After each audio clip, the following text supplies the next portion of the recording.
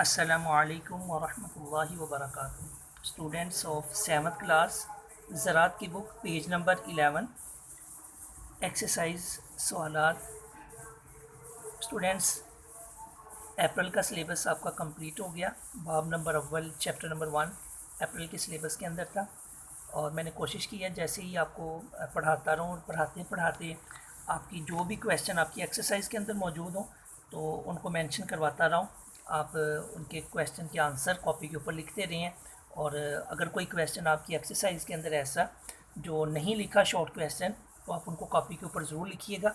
और 6 तारीख को आपने कॉपी जो है ना वो लेकर और अपने क्वेश्चन पेपर जो आपने हासिल कर लिए हैं स्कूल से, अगर नहीं किए तो आप स्कूल से ले लें। तो 6 तारीख तक आपने अपने क्वेश्चन पेपर हल करके और कॉपी जो है ना स्कूल में जमा करवानी है। 10 नंबर आपके कॉपी के होंगे, होमवर्क नोटबुक की कॉपी, और 30 नंबर के आपका पेपर होगा। तो इस तरह 40 नंबर अप्रैल के क्विज़ अप्रैल जो आपको क्वेश्चन पेपर मिल गए हैं तो उनके आपके अप्रैल के टेस्ट के अंदर शुमार किए जाएंगे। एक्सरसाइज में हल एक मरतबा फिर करवा देता हूँ। सबसे पहला क्वेश्चन है, पौधों में अफजाइशी नस्ल के मुख्तलिफ तरीके बयान करें। तो पेज नंबर 1 के ऊपर है, अफजाइशी नस्ल बजरिया बीज की जाती है या तुखम एक ही बात है। बीज से फसल उगाना, बीज से फूलदार पौधे उगाना, तो ये क्वेश्चन इसके अंदर शामिल हो जाएंगे। मिसाल के तौर के ऊपर मैं आपको पेज नंबर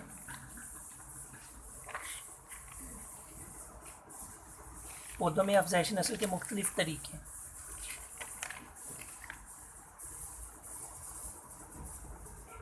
ये देखें यहाँ से स्टार्ट होगा।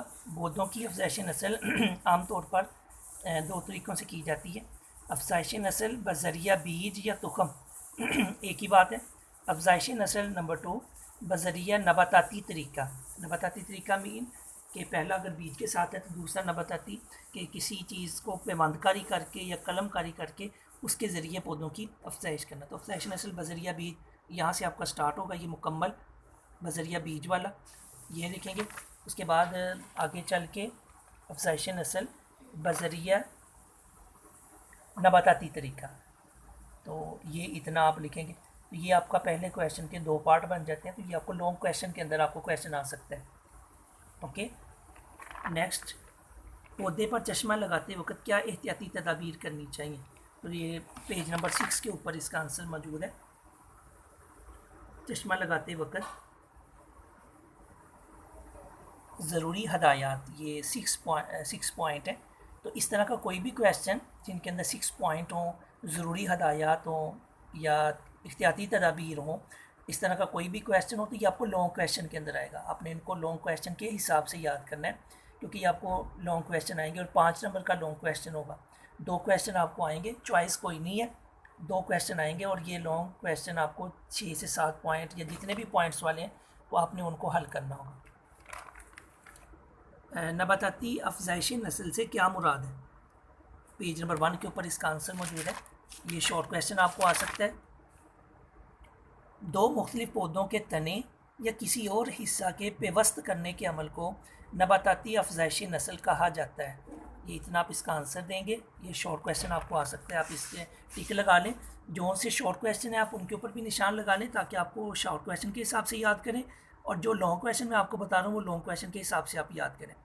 दूसरा क्वेश्चन, उसका बाद जो है पेवंदकारी कलम लगाने के तरीक़ों का मुख्तसर तज़किरा कीजिए। पेज नंबर 7 के ऊपर इसका आंसर मौजूद है।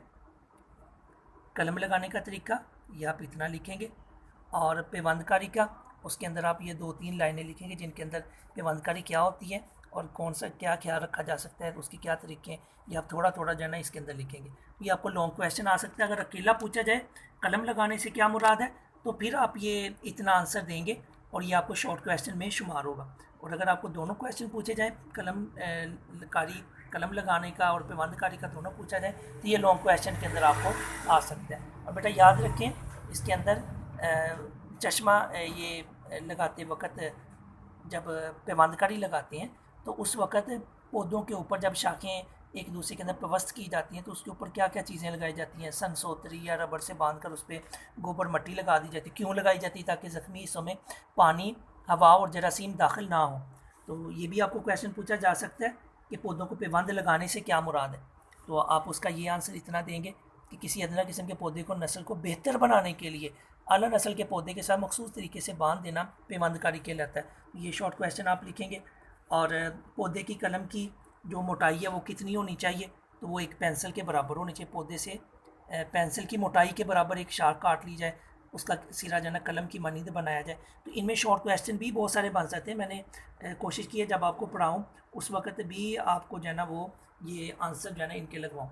तो और भी क्वेश्चन बन सकता है, कौन से पौधों की अफजाइश बजरिया कलम की जाती है, यानी कलम के ज़रिए की जाएगी। तो वो बेटा गुलाब हो गया, गुलाब का पौधा हो गया, आलूचा हो गया, और इसी तरह लोगाट, ये वाले पौधे हैं जिनकी बजरिया कलम काश्त की जा सकती है। ठीक है, आगे पेवंदकारी कलम लगाने के तरीके, ये तरीक़ों का मुख्तसर तज़किरा कीजिए, ये क्वेश्चन हो गया। फलदार पौधों की अफजाइश नस्ल के कौन कौन से तरीके हैं? फलदार, पेज नंबर 5 के ऊपर इसका आंसर मौजूद है। ये देखें, फलदार पौधों के लिए अफजाइश नस्ल के कौन से तरीके हैं? ये चश्मा लगाना, यानी चश्मा लगाने से ये मुख्तलिफ़ तरीके हैं चश्मा लगाने के, टीनुमा चश्मा, छल्लानुमा चश्मा, मुस्ततील नुमा चश्मा। तो ये उनके अंदर तरीके आ जाते हैं कि इनके ज़रिए हम फलदार पौधों की अफजाइश नस्ल जो है ना वो कर सकते हैं। आगे चश्मा लगाने का तरीका तफसील से बयान करें। चश्मा लगाने का तरीका, मुख्तलिफ़ तरीके हैं उनके अंदर क्वेश्चन, टीनुमा चश्मा, छल्लानुमा। अगर ये लॉन्ग क्वेश्चन अगर आपको आ जाए, तीनों आपने लिखने होंगे 1, 2 और पेज नंबर 6 के मुस्ततील नुमा चश्मा। तो ये लॉन्ग क्वेश्चन के अंदर आपको आ सकता है। उसके बाद बीज के बगैर पौधों की अफजाइश नस्ल के मुख्तलिफ़ तरीके वजाहत के साथ बयान करें। बीज के बगैर यानी ये कलमकारी के ज़रिए होंगे और पेवंदकारी, चश्मा लगाना, तो ये चीज़ें आप इसके अंदर लिखेंगे। चौथे क्वेश्चन का बाजुज़ है, फूलों की अफजाइश नस्ल आमतौर पर बजरिया बीज क्यों नहीं की जाती? क्योंकि फल जो होते हैं जब क्योंकि कच्चे तो उतारे नहीं जाते, जब पक जाते हैं तो उनके बीज भी पक जाते हैं।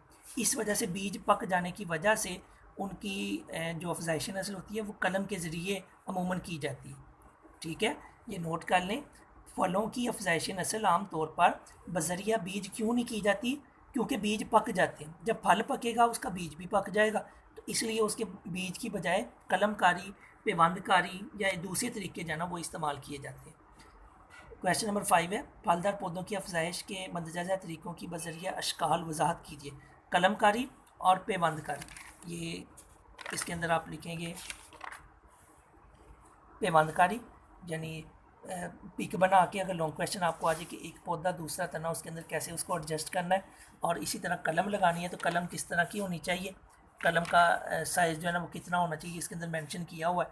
तो ये प्रैक्टिकल आपको क्वेश्चन के अंदर तो नहीं आ सकता, अगर आप स्कूल में होते तो आपसे ज़रूर ये प्रैक्टिकल कराया जाता। 6 क्वेश्चन है, ऐसे पौधों के नाम लिखें जिनकी अफजाइश के लिए बीज की बजाय उन्हीं पौधों के किसी हिस्से को इस्तेमाल किया जाता है। तो इसका आंसर केला, बांस, खजूर, ये हैं पौधे जिनकी अफजाइश के लिए बीज की बजाय उन्हीं के पौधे के हिस्से को इस्तेमाल किया जाता है। आगे कलम लगाने का तरीका तफसील से, ये पेज नंबर 7 के ऊपर ये ऊपर मौजूद है कलम लगाने का। ये मुकम्मल आप लिखें, एहतियाती तदाबीर इसके अंदर आ जाएंगी ये सारी चीज़ें। ये लॉन्ग क्वेश्चन आपका बनेगा अगर आपको आए। कलम लगाने से क्या मुराद है, ये शॉर्ट क्वेश्चन आपको आएगा, उसका आप आंसर इतना लिखेंगे 1.5-2 लाइन, या आप इसके कलम लगाने से क्या मुराद है। कलम लगाने के तरीके मंदरजा उन्वानात के तहत बयान करें। मौजू मौसम कौन सा होता है, ये बेटा आपको शॉर्ट क्वेश्चन आप आ सकता है। मौसम बहार, कलम लगाने का जो मौसम है वो बहार है। कलम का इंतखाब कितनी होनी चाहिए, पेंसिल की मोटाई के बराबर होनी चाहिए। पौधों का इंतखाब बजरिया बीज करें। पौधों का इंतखाब कलम लगाने के लिए पौधों का इंतखाब कैसे करेंगे, बजरिया बीज, और उसके बाद उसकी कलम लीजिए। एहतियाती तदाबीर क्या है, ये लॉन्ग क्वेश्चन के अंदर आपको आ सकता है, जो अभी हमने पेज नंबर 7 के ऊपर पढ़ी। नेक्स्ट पेज, पौधों को पेवंद लगाने से क्या मुराद है, ये जैसा मैंने आपको पहले बताया, ये पेवंद लगाने से क्या मुराद है, ये 1.5 लाइन आप इसका आंसर लिखेंगे कि किसी अदना किस्म के पौधे की नस्ल को बेहतर बनाने के लिए आला किस्म के पौधे के साथ मखसूस तरीके से बांध देना पेवंदकारी कहलाता है, पेवंद लगाना कहलाता है। ये कोई भी आप स्टेटमेंट लिख सकते हैं। पेवंद लगाने का तरीका मंदरजा झैल उन्वानात के पौधों का इंतखाब, कैसे किया जाएगा। पेबंद लगाने का तरीका क्या है, ये भी पेज नंबर 7 के ऊपर। एहतियाती तदाबीर, ये भी उधर मौजूद है। आगे है फलदार पौधों को चश्मा लगाने से क्या मुराद। ये देखें, चश्मा लगाना। चश्मा किसी पौधे की शाख के उस उभार को कहते हैं जो शगुफे की सूरत में पैदा होता है और नई शाख के पैदा होने का बाइस बनता है। तो ये है चश्मा लगाने से किसे कहते हैं चश्मा लगाना, या चश्मा लगाने से क्या मुराद है, ये क्वेश्चन का आंसर होगा।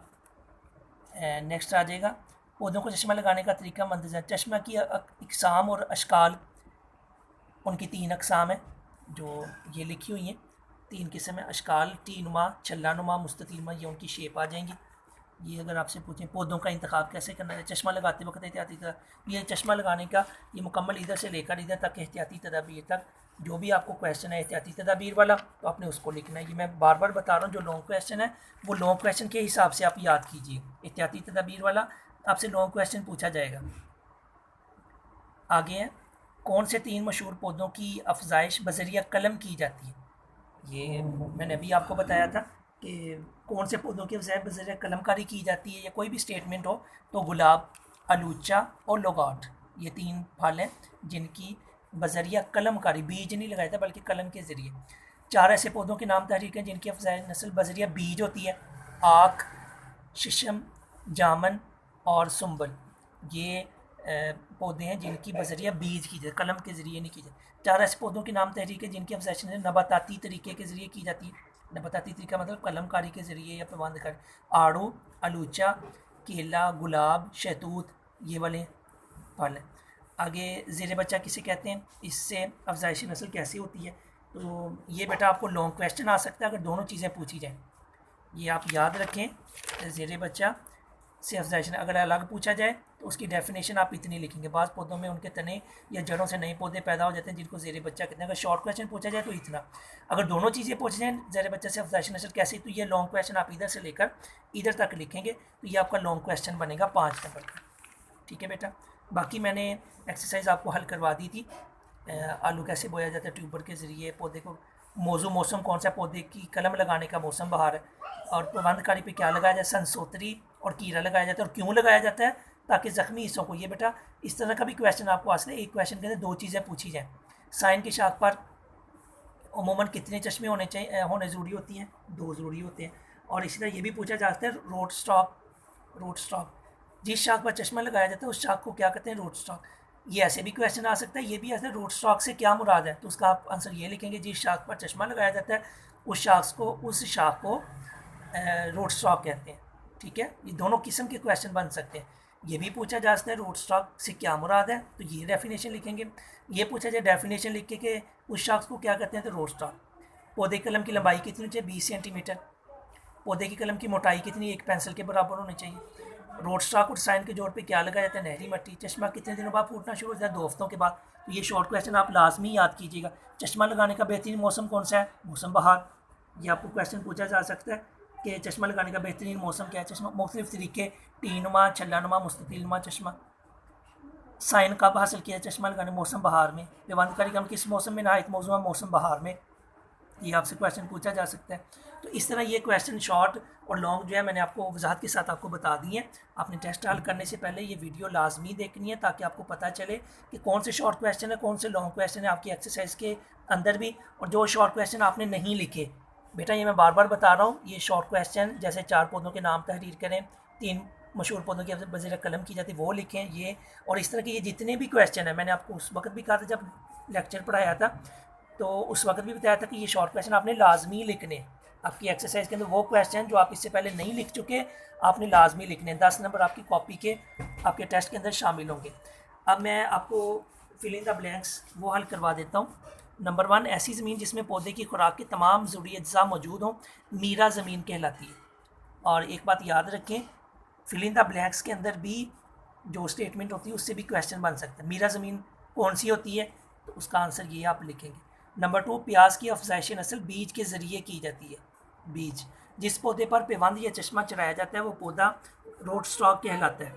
नंबर 4, साइन से चश्मा अलहदा करके रोड स्टॉक पर लगाने के अमल को चश्मा लगाना कहते हैं। ऐसा पौधा, नंबर 5, ऐसा पौधा जिससे पेबंद या चश्मा लिया जाता है वो साइन कहलाता है। नंबर 6, सेब और नाशपाती के पौधों की अफजाइश बजरिया बीज के ज़रिए होती है। Number 7, fill in the blanks, बाज़ पौधों की जड़ों के साथ छोटे पौधे फूट पड़ते हैं, अगर इनको उखाड़ कर दूसरी जगह मुंतकिल किया जाए तो नए पौधे तैयार हो जाते हैं, ये पौधे ज़ेरे बच्चा कहलाते हैं।